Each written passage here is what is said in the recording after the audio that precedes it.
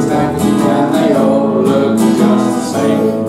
And they all play on the golf green is dry, and they all have pretty children, and the children go to school, and the children go to summer camp, and then to the university where they are put in boxes, and they come out all the same. And the boys go into business and marry, raise a family in boxes made of ticky-tacky, and they all look just the same. There's a green one and a pink one and a blue one and a yellow one, and they're all made out of ticky-tacky, and they all look just the same. It's not really a song for Port Talbot though, is it? It was more Milton Keynes. Milton Keynes, Yes. yeah.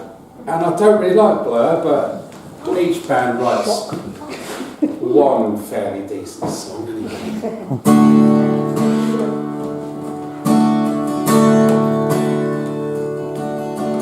Tender is the night, lying by your side. Tender is the touch of someone that you love too much. Tender is the day demons go away. Lord, I need to find someone who can heal my mind. Come on, come on, come on, get through it. Come on, come on, come on. Love's the greatest thing. Sorry, come on, come on, get through it. Come on, come on, come on. Love's the greatest thing that we have. I'm waiting for that feeling, waiting for that feeling, waiting for that feeling to come. Oh my baby, oh my baby, oh my.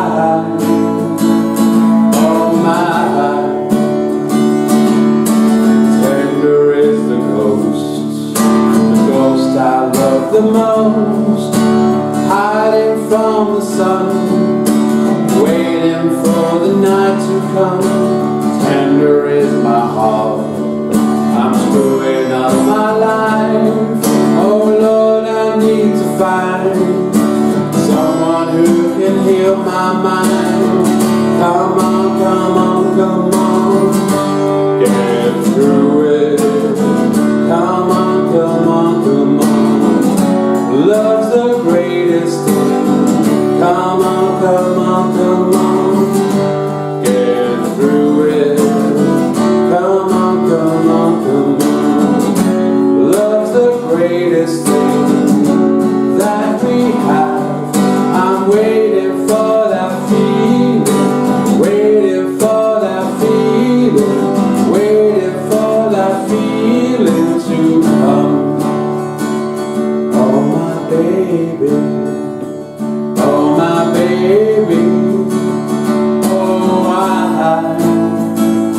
oh my baby, oh my baby, oh I, oh my. Tender is the night, lying by your side. Tender is the touch of someone that you love too much. Tender is the heart, I'm screwing up my life. Oh Lord, I need to find someone who can heal my mind. Come on, come on, come on, get through it. Come on, come on, come on. Love's the greatest thing. Come on, come on, come on, get through it. Come on, come on, come on. Love's the greatest thing that we have. I'm waiting for that feeling.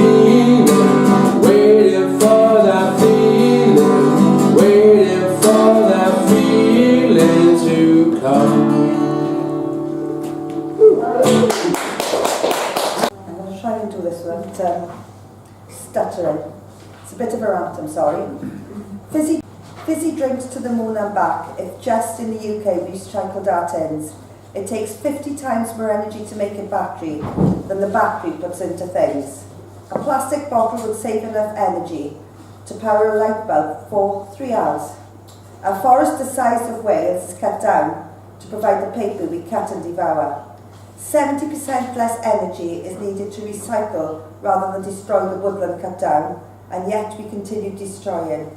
In this disposable world we will drown.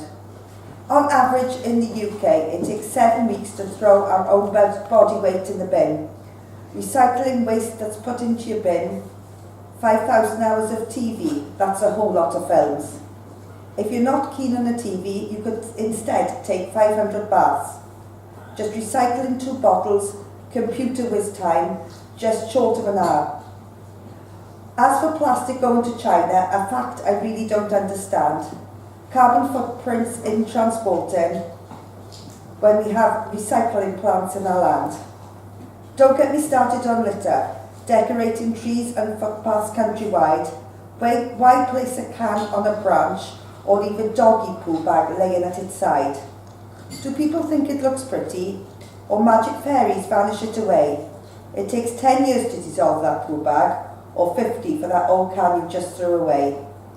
Then there's fly tippers aplenty, who don't go to recycling plants, save themselves some money by destroying our beautiful land.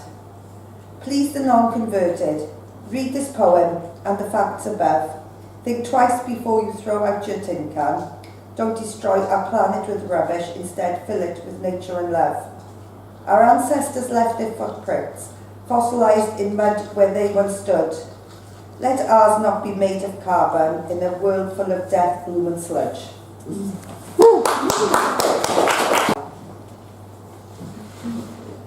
Disappointment pulls at my heart. I feel your pain. I see the pain. Devastation, destruction and death surrounds me. Executioners' yellow ribbons blowing in the wind. I hear the cries of those left standing, creaking and groaning in a gentle breeze. Birdsong silent, beech trees gone, felled by man's devilish hand. Those spared the soar, sliding down water-sodden banks, no roots to bind the soil of this once beautiful woodland. Graceful trees lay astrewn, smashed and torn across woodland path, ebbing the flow of once clear streams' waters, now muddied with the soil that slips down empty banks. Why, oh why, I shout out loud. No one to hear me, but the odd tree still standing on death row. Memorial Day on Saturday, and there's a reference to that in this. And he used to give talks on the radio of useful hints for house sounds in wartime. So I will be reading the words of Lord Woolton. Kim will be reading the words of the householder. So it's that. Today on the radio, there was a programme of useful hints for households in wartime, and the sky was full of planes. Part 1. How to patch wallpaper. In the distance, anti-aircraft guns fire. When a papered wall becomes damaged, it can be patched so that it is almost inconspicuous. Jews, trade unionists and communists across Europe are herded into cattle wagons. No one sees them go. They are almost inconspicuous. First remove the dirty or torn paper by soaking it slightly with warm water. U-boats hunt ships, bringing Britain food, and men drown and burn in boiling water. Cut out a piece of wallpaper larger than that which has been removed. In London, the dead and the living are cut out of the ruins and the rubble is removed. Tear the edge so it is irregular and jagged. The world is torn. It is irregular and jagged. If the patch is carefully pasted, the unevenness of the edge makes it hardly noticeable. We all paste our patches carefully, and daily life goes on. The unevenness of the edge makes it hardly noticeable. There will be another broadcast tomorrow.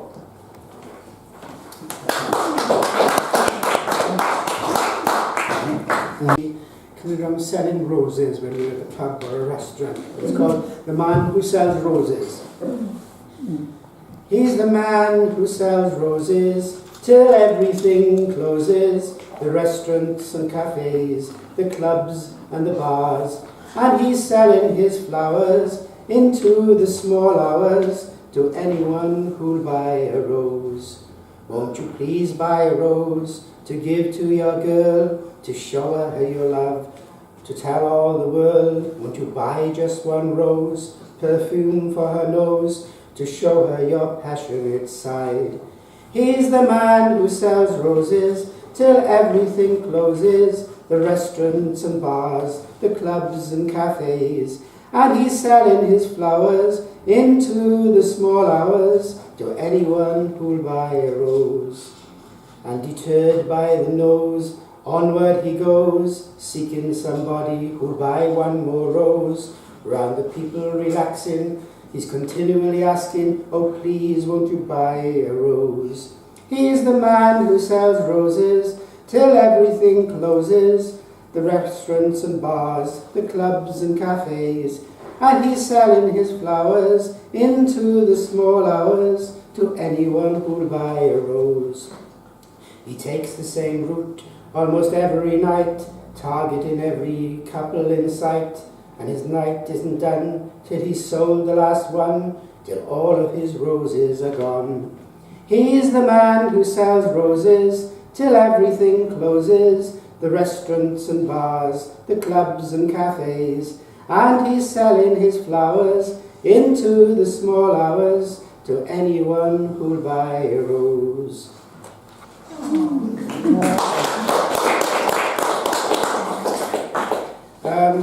It's called This Land Is Your Land. This land is your land, this land is my land, from Offa's Dyke to the Ramsey Island, from Anismore to the Bristol Channel. This land was made for you and me. I roamed and I rambled, and I followed my footsteps to the sparkling sands of those diamond beaches, and all around me a voice was singing, this land was made for you and me. This land is your land, this land is my land, from Offa's Dyke to the Ramsey Island, from Anismore to the Bristol Channel. This land was made for you and me. As I went walking those ancient mountains, the waterfalls were like crystal fountains. I saw below me those green, green valleys. This land was made for you and me. This land is your land, this land is my land, from Offa's Dyke to the Ramsey Island, from Anismore to the Bristol Channel. This land was made for you and me. As the sun was shining and I was strolling, and the sheep were grazing and the dark clouds rolling, as the fog was lifting, a voice was saying, this land was made for you and me. This land is your land, this land is my land, from Offa's Dyke to the Ramsey Island, from Anismore to the Bristol Channel. This land was made for you and me. Earlier, and I just suddenly remembered I had this. Facebook. I'm trying to make friends outside of Facebook while applying the same principles. Therefore, every day I walk down the street and tell passers-by what I have eaten, how I feel at the moment, what I have done the night before, and what I will do later with them. I gave pictures of my family, my dog, and of me gardening, taking things apart in the garage, watering the lawn, standing in front of landmarks, driving around town, having lunch, and doing what everybody and everything does every day. I also listen to their conversations, give them a thumbs up and tell them I like them. And it works just like Facebook. I already have 4 people following me, 2 police officers, a private investigator and a psychiatrist. And it made me remember Sylvia Plath, and how the moon often represented her mother in her poems. And I haven't read this one for ages, but it just reminded me of it. And apparently, this is called The Moon and the Yew Tree, and there is sort of speculation that the yew tree was her father, but so the moon and the yew tree. This is the light of the mind, cold and planetary. The trees of the mind are black, the light is blue. The grasses unload their griefs on my feet, as if I were God, prickling my ankles and murmuring of their humility. Fumy spiritousness inhabit this place. Separated from my house by a row of headstones, I simply cannot see where there is to get to. The moon is no door. It is a face in its own right, white as a knuckle and terribly upset. It drags the sea after it like a dark crime. It is quiet, with the gape of complete despair. I live here. Twice on Sunday, the bells startle the sky, 8 great tongues affirming the resurrection. At the end, they soberly bomb out their names. The yew tree points up. It has a Gothic shape. The eyes lift after it and find the moon. The moon is my mother. She is not sweet like Mary. Her blue garments unloose small bats and owls. How I would like to believe in tenderness, the face of the effigy gentled by the candles bending, on me in particular, its mild eyes. I have fallen a long way. Clouds are flowering, blue and mystical over the face of the stars. Inside the church, the saints will all be blue, floating on their delicate feet over the cold pews, their hands and faces stiff with holiness. The moon sees nothing of this. She is bald and wild, and the message of the yew tree is blackness, blackness and silence. I was living in northeast London, not quite the East End, but a little bit further north than that. And we had it to begin with one of those Anderson shelters in the garden.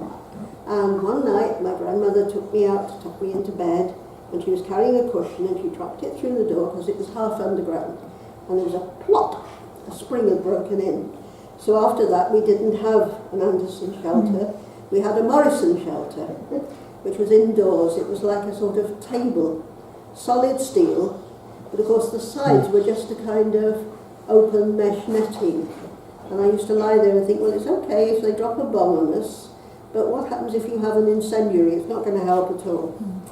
Anyway, that's just to set the background. This is called The Young Collector in Wartime. I used to get 6pence, by the way, for my pocket money. Whenever the 6pences were enough, I would add another. Mementos of towns I had never been to, of beaches I never played on, vases and jugs and saucers as small as my hand. Possession brought fear. If they shattered, I remember the splintered windows, the fallen plaster, wrapped them in paper and hid them under our bed. 5 of us slept there. My father, too long for the width of the shelter, had a table to cover his legs. I hid them by him, our protector. Months later, the war almost over, I looked for them there. Cut finger and broken china were all that I found. The thick mattress that sheltered my father had shattered my pots. Belgrade. It was just after Tito had died, and Yugoslavia, as it was then, was in trouble. They had no exchange, no money, and of course they had no oil. So although they had this huge big international writers' conference, there must have been hundreds of people there, from China, from everywhere, translators. I tried to listen to the English translator. I got more sense out of the Chinese version. But there we are. Anyway, yeah, so they weren't quite sure what to do. They couldn't bring writers in to meet us because nobody had any petrol for their cars. They couldn't bring vegetables in, so we lived on sort of meat, and I don't think we even had milk. You know, it was very strange. We had meat stuffed with meat for our meals. Very odd. Anyway, So they thought, what can we do with them? So they gathered all of us who were English speaking and put us in a bus and sent us down south to what I would now know as Kosovo, the borders of it. We didn't quite go in. We went to a place called Novi Pazar to give a reading, poetry reading in the cinema there. But it was a strange mixture. I mean, I think we had the Minister for Culture from Tunisia. We had people from Brazil, from Australia, from Holland, from Scandinavia, from France, from Ireland, from Scotland, from Malta, everywhere, you know. I mean, they all spoke English just about. So anyway, we all went down there. And on the way down, we came across something I don't think many of us had known about. Because, of course, we know about the magnificent wall paintings in Italy and all this sort of thing. And we were astonished. I think we went to see all these monasteries and so on. And they had the most beautiful murals, frescoes, paintings and so on. You know, they were really lovely. Why nobody knows about them, I don't know. You know, because they don't, we didn't, and I haven't seen much about them since. They were a bit like, if you've seen those paintings of sort of late Egyptian from the kind of Alexandrian period, Cleopatra and so on, they had those kind of olive, long faces and so on, but they were gorgeous. And there was one particular one, and it was a birth of Jesus, but they got the Virgin sitting in the bed with people around her, and then there was a big pot where they were going to bath the baby, and the little maid coming in with water and just putting her finger in to test the water. They were like that. Anyway, so I wrote this one. And Sopocani, which was the last one we came to, was destroyed by the Turks, I think it was, in about 1400. But there was enough of the roof left to cover some of this, and I suppose they didn't have raining quite the way we do. So they had these magnificent frescoes on the wall, you could look. And there was one particular one, they had sort of the Saviour Jesus up in the roof. And it was one of those things where paintings, you know, when the ones where you see where if they're looking at you, wherever you go, the eyes follow you. And then the guide was telling us. His eyes will watch you, she said, wherever you stand. Eyes of the painter watching, of the maker, 8 centuries ago, here in this place that is now so distant, forgotten, a name in our travel guides. He did not do it for us. The long hours mixing the gritty pigments, the aching back, eyes tired by the close attention of the work. We did not come here for him, could have no knowledge of what he had left. But this moment we meet him, and together reaching beyond, astonished at our creation, share the gift. 8 centuries out in the storm, there yet survives the stillness in which he made it, that peace beyond time. Drawn back into time by the finger that tests for warmth. The joy of the listening shepherds may not last. Who knows what demonic rain has still to fall. But while it survives, the possible always remains. His eyes will meet you, she said, wherever you go. I don't know if Sopocani does, well, not an ancestor, but a relation, not a direct ancestor anyway, was transported for burning down a hayrick. And so this is not a Tolpaddle martyr. He did not come back, that unknown relation. No return for him, no public crusade for reprieve. Only the nuance of legend admitting his cause, suggesting that more than a prank or a hooligan hour ignited that haystack. So long ago my grandmother could not remember quite what he was called, but our names in the Newgate calendar, that she did know. A peculiar glory. But then he was never a martyr. Shipped out like the rest, away from his home, from his clan, he suffered it all. In the belly of justice, soon learnt to endure and survive. And out there in a world grown so strange that bewilderment killed like disease, he adapted and grew. I wonder if he, like the rest, set out poisoned fate for the sheep-stealing tribes. If the fire he had lit once still burned when the convict turned squire. No romance, as you see, no bushranger epic, no glorious failure. Instead, he got on with the job, worked hard, was paroled, found a place, added penny to penny, earned life. He was not a remarkable man, but I think a survivor. And his grandson came back. He was the manner of some newspaper reports. And this is an extract from one of the newspaper reports. In the north of Scotland, in Scandinavia, around there, there's the legend of the Silkies. They are shape-shifting seals, and they come ashore in human form, mate with one of the young ladies of the village, and this is the legend, and come back when the boy is 21, or the boy usually, and they go take them back to the sea. So I thought I'd update it a little bit, and this is the first news extract from a newspaper. Ireland Police Skye have been investigating the disappearance of 21-year-old Liam McTavish.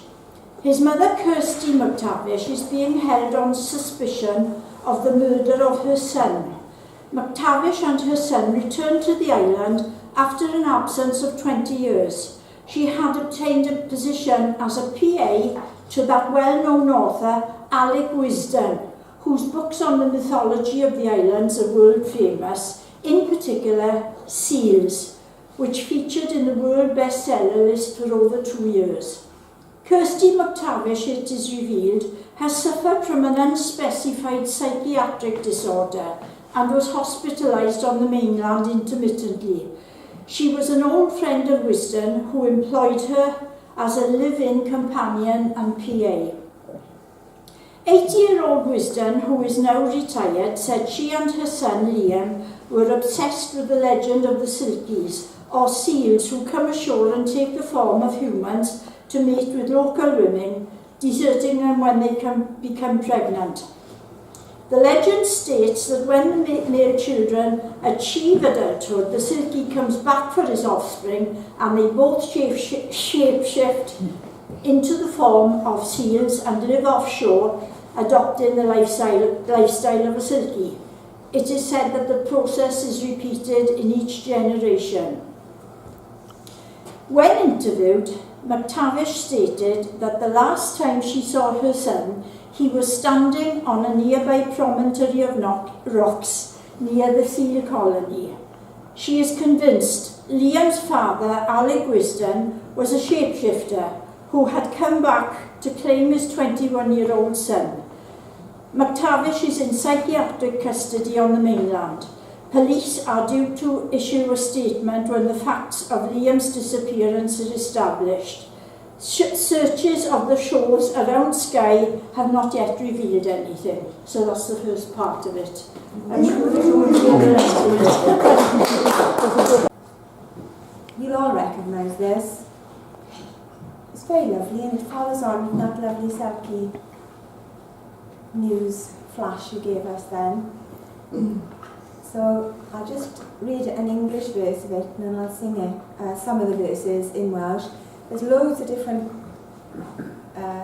translations of it in English I found on the internet, so I'm just going to take a couple of these verses. Here we go. This is one of the verses, and it's very lovely. They're all lovely. It's very fitting for this time of year because it's spring. Full the sea of sand and billows, full the egg of white and yellows, full the woods of leaf and flower, full my heart of love forever.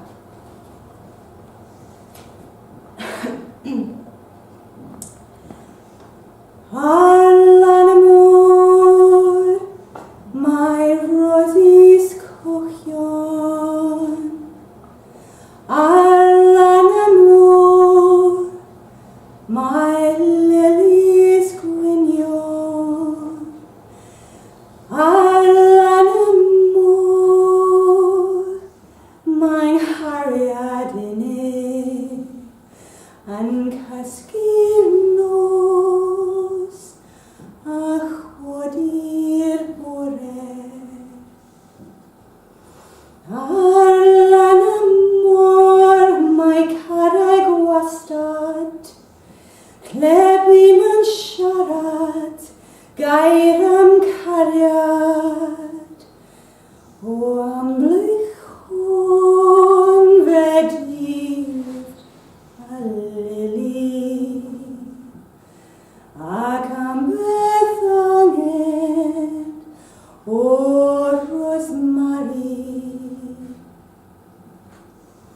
Llawn yw môr o sŵnd a chagrin, llawn yw rai o wyn a melyn, llawn yw'r coed o ddal a blodau, llawn o gariad, merch o'i ffined. With Alan, when he was here many years back. That's right. He read one part of my review. It's a spiritual song verse. Is there a road to follow? Is there a road to follow? Is there a way to go? Is there a voice that calls us to reach God's own door? Yes. There's the way of Jesus. Follow his path of light, straight to the road of glory that bridges darkest night. Is there a track for sinners? Steps in the slough of strife, leading past pits of evil that tempt seething life. Yes, there's a hand before you, steadying every step. Stones are waiting, jewels to guide a faith that slept. Why should I believe you? Why should belief be right? Life's a chord that struggles. Its selfish wins the fight.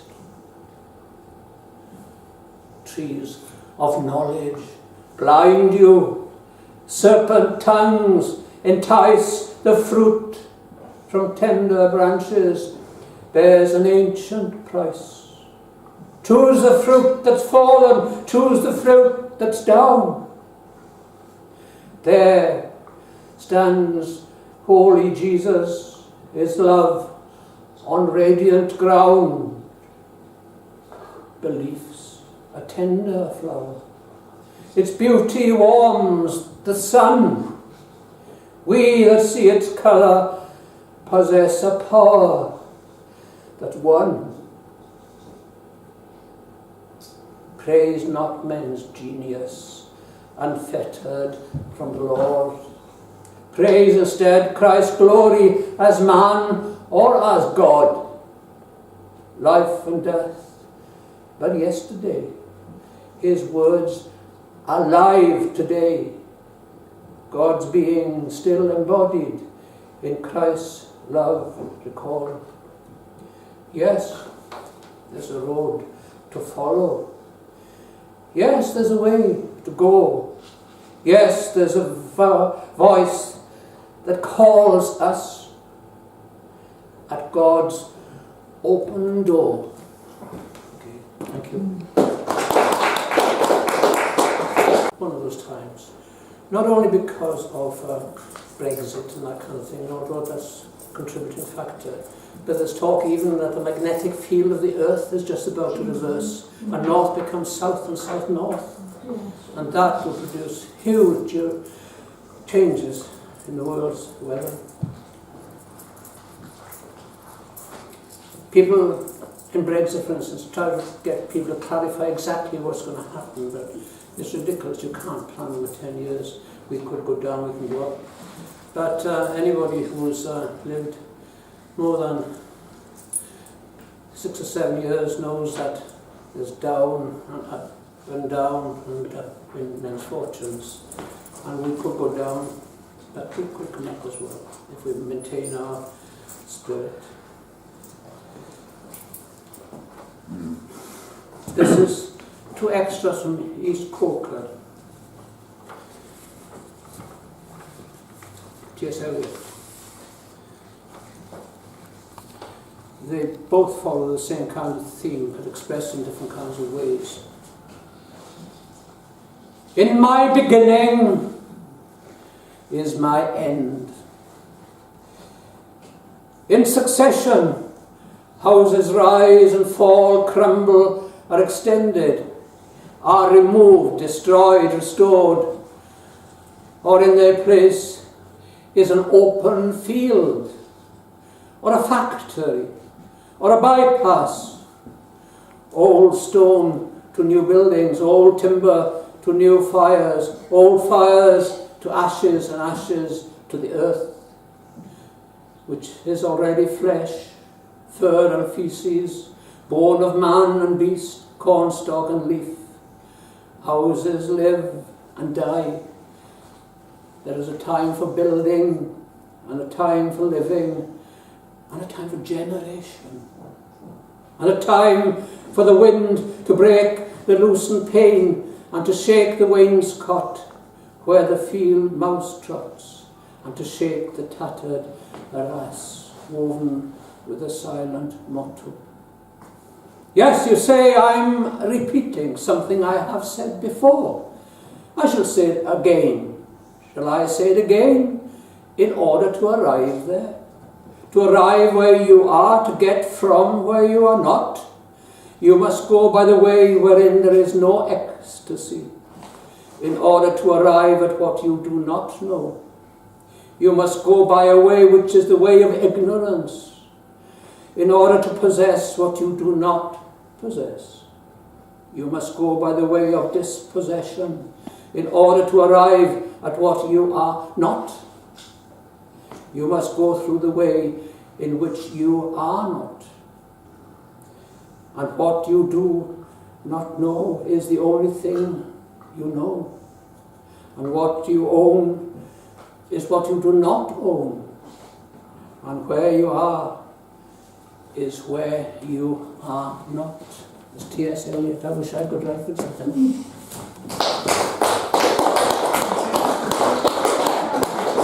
Intellectual, literary, deathless prose. And if No, you okay. believe that, you believe anything. Phyllis and Dinwen. After the fracas caused at the auction of Chad Jones Davis's balls, the secretary of the Cairo Globetrotters Rugby Club called the police. When they arrived at the club, there were about 200 hysterical women demanding that they get their hands on the said balls.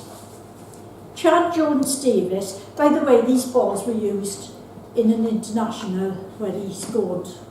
Remember that. He locked himself in the players' dressing room and would not come out. Members of the club committee formed a barricade to stop the screaming women trying to get at the rugby player. An armed SWAT team was dispatched from Cairo Police Headquarters. And if you know Cairo, it's a tiny little village in the Yarra Valley. There were searchlights trained on the rugby club, and Captain Edward Nathaniel Jones, commonly known as Idiot, was sent to sort the riot out. There were TV cameras, and that world-famous freelance commentator was broadcasting by the name of David Apshon Apdinkle. Anyway. David Dinkle broadcasting in front of the spectacle. A report has been received of a riot caused by 200 hysterical women who state that an auction of 2 rugby balls used by Chad Jones Davis to score goals at 2 separate internationals was held under false pretences. The organisers, the well-known Valley personalities Phyllis and Dinwen, protest their innocence. The Cairo SWAT team was called in to keep the peace, and Captain Edward Jones was put in charge of the operations. Water cannons are standing by to calm the women down. Captain Jones has consented to an interview. Idiot Jones thrusts himself before the TV cameras. You can imagine him now, clad in riot gear, holding a large transparent riot shield which gets in the way of everything. So, David Apdinkle getting pushed out of the way by Idiot. Well, Captain Jones, what is your take on this riot? Well, it's like this, see, they have got to be stopped. As more of them arriving from all over the valley, they do need a firm hand. That's what they're all saying. It's them two again. They are well known to the police for being troublemakers. It was them that caused a riot at the Avon Valley Hilton last Christmas, and they could not get rid of them quick enough. Who do you mean it is? I mean Idwell. They palmed them off to the rugby club. Phyllis and Doyle were in the scourge of the Cairo SWAT team, but this time they have met their match, the Right Honourable Celia Dredd. Now, if you don't mind, I got a few arrests to make.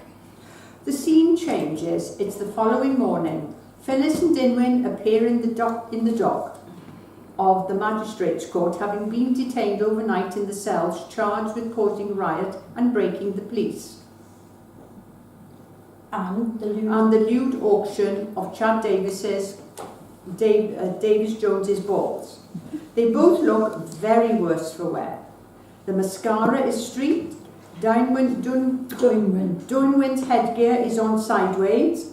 The lights in it are twinkling weakly. Phyllis's hair with her rugby ball fascinator on it is a bit squiff, and generally both are in a very sorry way. The Right Honourable Celia Dredd looks down on them from a great height.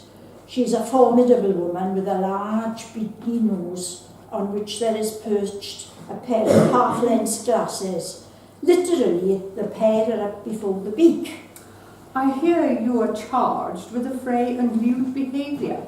I wasn't loud, Mrs. Dredge. No, she wasn't, pointing at Dinwell. We was very quiet. My name is Dredd. D-R-E-D-D. That's what we said, Mrs. Dredge. You may call me madam. But you are not my ma'am. You two are impossible. We didn't do nothing, it was our own women. If you answer me again, I am going to send you down for contempt of court. I am going to call a recess and consider your sentence. The scene changes. Phyllis and Doyle looking very stressed and nervous. Celia Dredd comes back into court. I have considered your case and I have decided to sentence you to 50 hours community service. The only consideration is placing you where you cannot cause any more havoc. The Cairo SWAT team have been out 3 times since Christmas and you have been involved each time. And it's only March now. Yes, Mrs. Dredd. Are you both stupid, or is it deliberate that your brains cannot comprehend my surname? No, Mrs. Dredge. What will become of the dreadful duo? What will be their fate?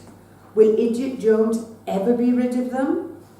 Wait, gentle listener, for the next sweeping episode of this drama. Absolutely days when I used to go to the Avon Valley Folk Club. And it's called The Road and the Miles to Dundee. It's a very naive little song. Now, if I can pitch it, that might be all right. Cold winter was howling all over the mountain, and wild was the surge on the dark rolling sea, when just about daybreak I spied a wee lassie, who asked me the road and the miles to Dundee. Says I, my young lassie, I canna weel tell ye, the road and the distance I canny well gie, but if you'll permit me to gang a wee bitty, I'll show you the road and the miles to Dundee.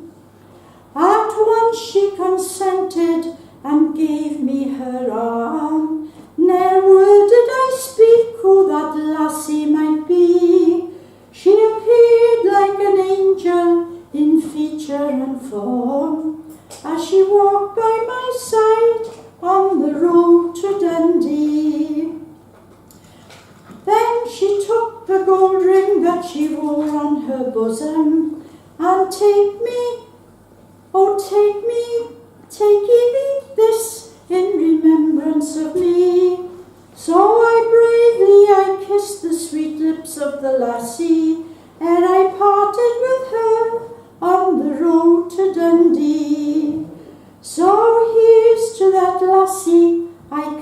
can't forget her. And ilka young laddie who's listening to me, oh, never be sweet to convey a young lassie, though it's only to show her the road to Dundee. I used to be able to sing that. Completely different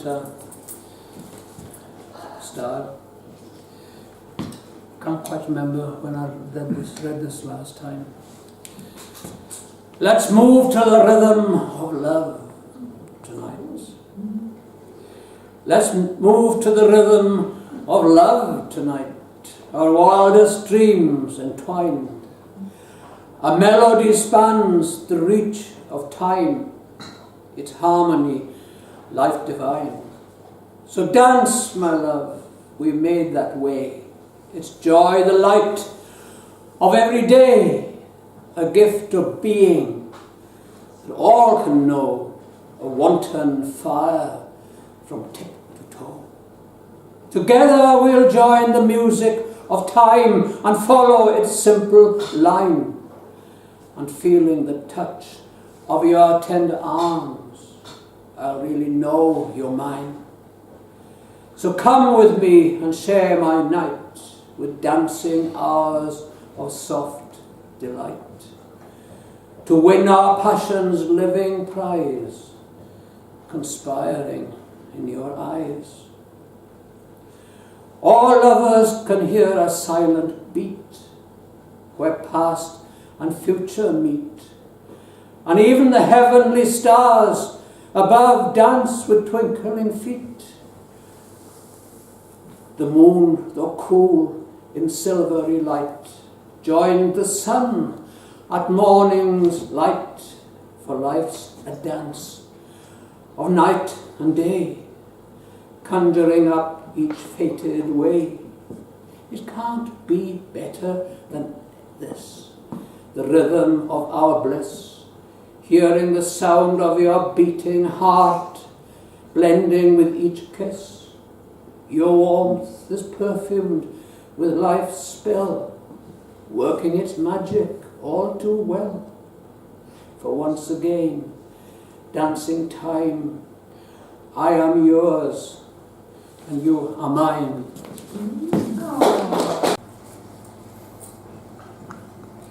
Time is a circle, not a line.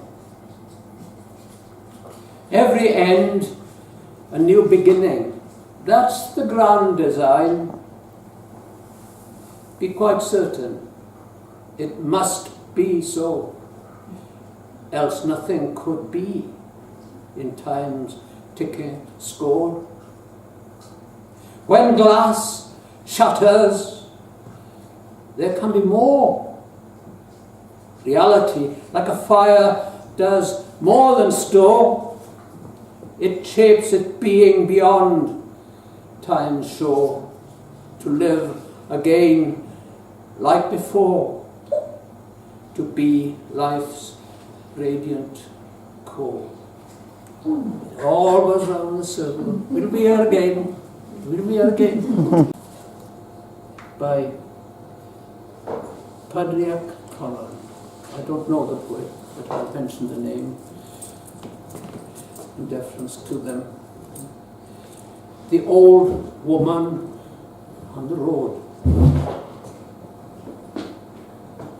Everybody wants a little house now, don't they? It's always been the case. A little home, a little house. The ambition of most people that have ever lived.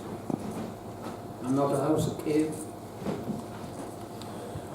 Oh, to have a little house, to own the hearth and stool and all.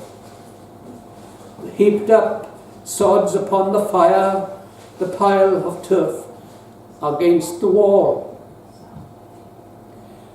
To have a clock with weights and chains and pendulums swinging up and down, a dresser filled with shining delf, speckled and white and blue and brown. I could be busy all day, clearing and sweeping hearth and floor, and fixing on their shelf again my white and blue and speckled store. I could be quite quiet there at night, beside the fire and by myself, sure of a bed and loath to leave the ticking clock and the shining delph.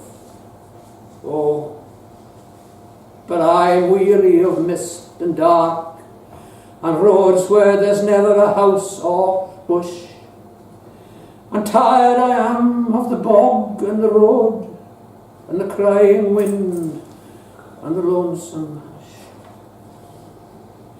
And I am praying to God on high, and I am praying Him night and day for a little house, a house of my own, out to the wind and the rain's way. Thank you. Breath again. And again, the allusion to the moon. It's believed this is possibly the last poem she wrote before she died. Edge. The woman is perfected. Her dead body wears a smile of accomplishment. The illusion of a Greek necessity flows in the skulls of her toga. Her bare feet seem to be saying, "We have come so far, it is over." Each dead child coiled, a white serpent, one at each little pitcher of milk, now empty. She has folded, then back into her body as petals of a rose close when the garden stiffens and alders bleed from the sweet, deep throats of the night flower. The moon has nothing to be sad about. Staring from her hood of bone, she is used to this sort of thing.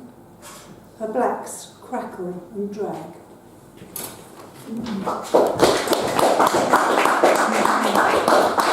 Anniversary of the Tet Offensive, when there was an uprising in cities of South Vietnam and an invasion from the north.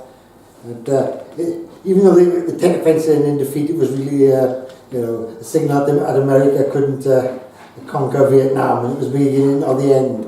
And Vietnam was the first sort of war that impinged upon my consciousness. So this is Yanks in Vietnam. There was a matter of concern. My mum was summoned to see the school head mistress, who informed her that other parents had complained because her child had encouraged their offspring to play Yanks in Vietnam.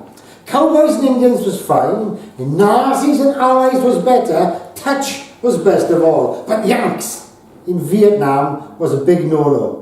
I did not mind one bit. That game was always trouble. No one wanted to be the Yanks. Every kid clamoured to be the Kong, so they could jump out of bushes shouting, "Bang!" But no one ever complained about being a Nazi, even when they lost.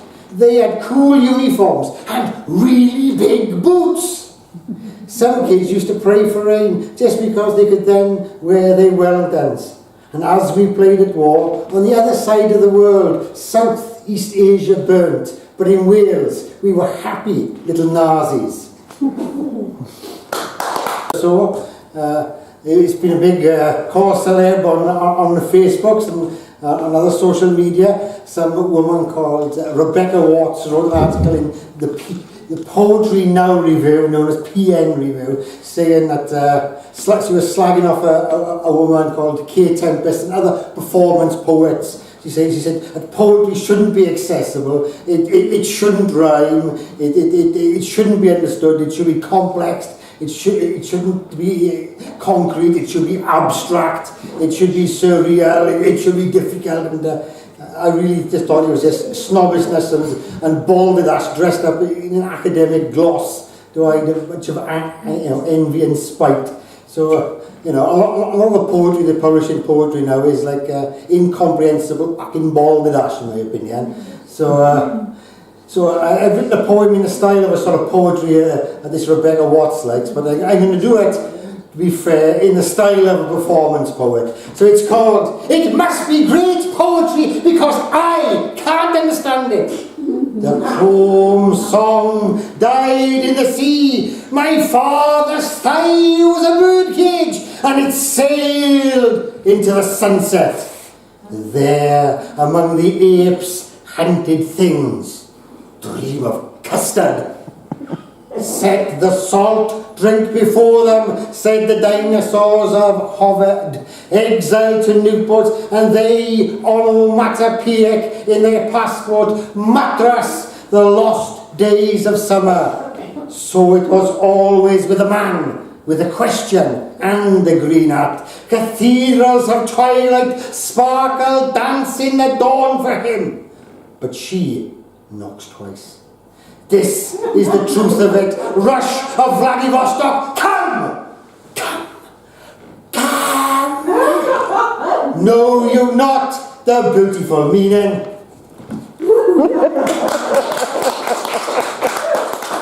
The gloomy ones. And I'm not sure if the limericks are quite vigorous enough. But one thing about Welsh writing, Anglo-Welsh writing, however you want to call it, is that it speaks to people. It isn't like the lady in PN, you know? And I thought I'd read this because it's a sample. I mean, people think of Welsh language writing, Welsh poetry, as being something different, and English language poetry in Wales is sort of like England or whatever. But it isn't. And one of the things in Welsh poetry is the poems. Tony Conran's always on about it, or was, sadly it has to be was now. You know, tributes to people, remembrances to people, celebrations of things like weddings and so on. You don't really, I mean, you couldn't think of the Whitsun weddings as being like that. Anyway, I don't know if any of you remember Cled Phillips, sorry. He was the WEA organiser for certainly Port Talbot. I think he did come over to Leith sometimes. And he was a remarkable man. He started off, I think, in Skewen, I'm not sure, that area. And he was a baker to begin with. And then he ended up going to college and so on. And I wrote this, we had a celebration for him. And I wrote 2 poems, you know, and there's a Welsh saying, Avo ben be bont. Before you can be a hill, be a bridge. You know, before you get to the top. So this is, he who wants to be a leader, let him be a bridge, which is the Coleg Harlech motto, which was where Cled went to study. Once it was Bran, giant among men, who lay down bridging the river, that his men might cross over and kill. A leader must first be a bridge, so the proverb went. But for us there's a different meaning. Our giant's a bridge, but to knowledge, not death. His weapons kill only the armies of ignorance, callousness, hate. His victories bring not disgrace, devastation and hunger, but light, understanding and tolerance, skill. Such a one is a giant indeed, one to follow. And then this is another bit. Old proverb. The Chinese say, if a man has 2 loaves of bread, sell one and buy a lily. And elsewhere it is written that man does not live by bread and no more. Here is one who makes all of his loaves into lilies, whose bread feeds both body and mind for us all.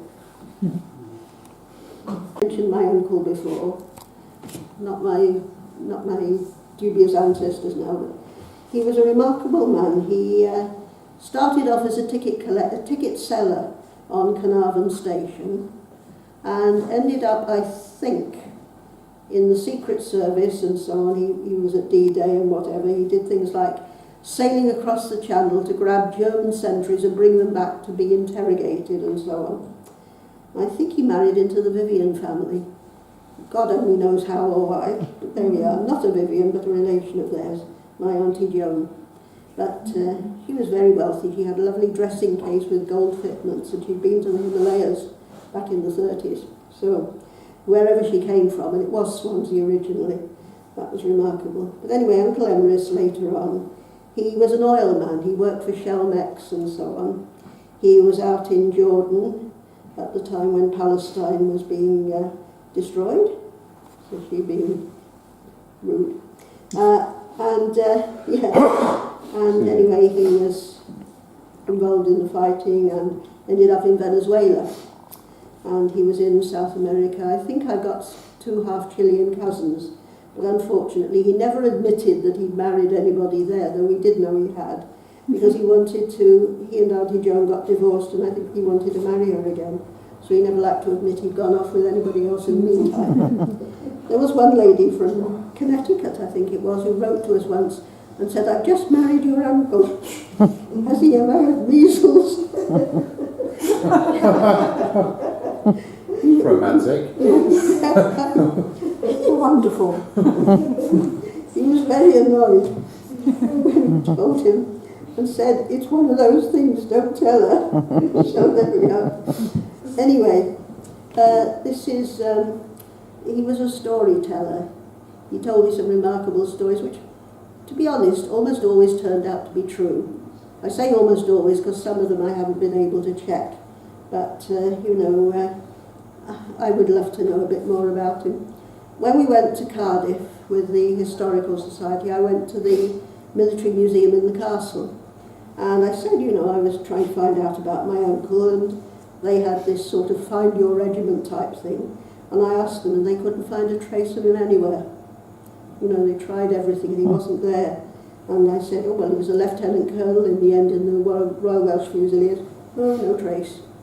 So he must have been in some dubious goings-on, I think. Who knows? Anyway, this one is Storyteller. And I was in the jungle with him, he said, looking at the blurred photograph in the Times. Before the revolution was achieved, we sat round the campfire at night and talked of Owain Glyndwr. "You were friends then?" I asked. "Oh yes, until he succeeded and politics took over." Years later, a note in the paper recorded the leader's death. "My old friend," he told the reporter, "who inspired us with Celtic tales." And I knew that my Technicolor uncle had told us the truth yet again. So, how do you write to Fidel Castro when he was alive? Acquaintances and gay letters, and it's called Old Acquaintances Are Fading. The gang of friends that played in our street, we were together almost all the time. I wouldn't recognize their faces now, they wouldn't recognize mine. Old acquaintances are fading, new ones stepping in to take their place. I hear someone I know has passed away, that dear old lady in the marketplace. The friend I used to go out drinking with, I haven't seen him for about 3 years. We were the closest of companions then, and now I don't know where he lives. Old acquaintances are fading, new ones stepping in to take their place. You know that girl I met in Birmingham? Well, I can't even recall her face. The letters start to come less frequently, and very slowly ties begin to break. I only get a Christmas card from them now. It's far too late. Old acquaintances are fading, new ones stepping in to take their place. I hear someone I knew has passed away, that dear old lady in the marketplace. Old acquaintances are fading, new ones stepping in to take their place. Old acquaintances are fading, new ones stepping in to take their place. It's like Now You're Gone. There's a talking part at the end, so you'll have to imagine the backing music. Imagine what it's like now you have gone. Not much has changed, we still crippled inside. Remember what you left us to carry on. How do you sleep now the burning flame has died? Imagine how the ballad continues now, when the hero is gone across the universe. The message that you left us was one of peace, but the war is not over, the battle's more intense, because we never gave peace a chance. The power's still not in our hands. The mind games we play can hardly get us through the day. You left us just when you were starting over. The instant karma instantly atoned. Nobody told us how to find that perfect peace. Give us some truth. Is it only found in song? Because we never gave peace a chance. The power's still not in our hands. The mind games we play can hardly get us through the day. Northern Ireland, Iran-Iraq War, Nicaragua, Falklands, Grenada, Kuwait, Tiananmen Square, Sri Lanka, Lebanon, Israel, Palestine, Haiti, Rwanda, Zaire, Gulf War, Yugoslavia, Slovenia, Croatia, Bosnia, Serbia, Chechnya, Sierra Leone, Kosovo, Afghanistan, Iraq, Tunisia, Egypt, Bahrain, Libya, Yemen, Syria, world terrorism, because we never gave peace a chance.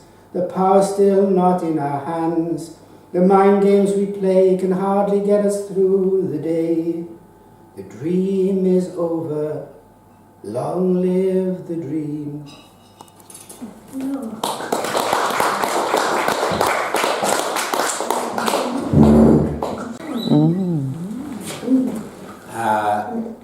Going on to the moons, there's lots of songs about the moon. Most of them aren't very good or you can't play them very well. So I just went for the easier ones.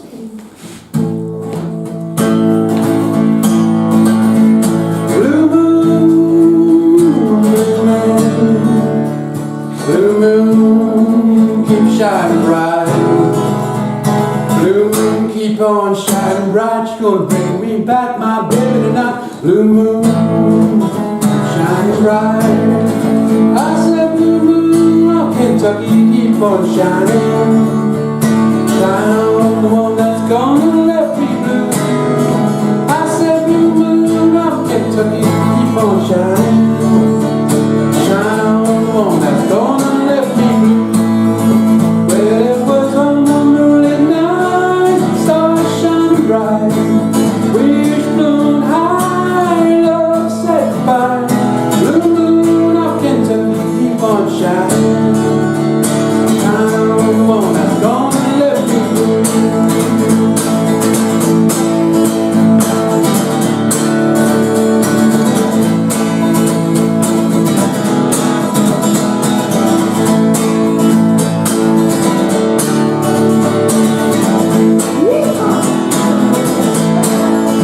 Well, it was on one moonlit night, stars shine bright. Wish blown high, love said goodbye. Blue of Kentucky, keep on shining. Shine on the one that's gonna left me blue. I said blue moon of Kentucky, keep on shining. Shine on the one that's gonna left me blue. Well, it was on one moonlit night, stars shine bright. Wish blown high, love said goodbye. Blue moon of Kentucky, keep on shining. Shine on the one that's gonna left me blue.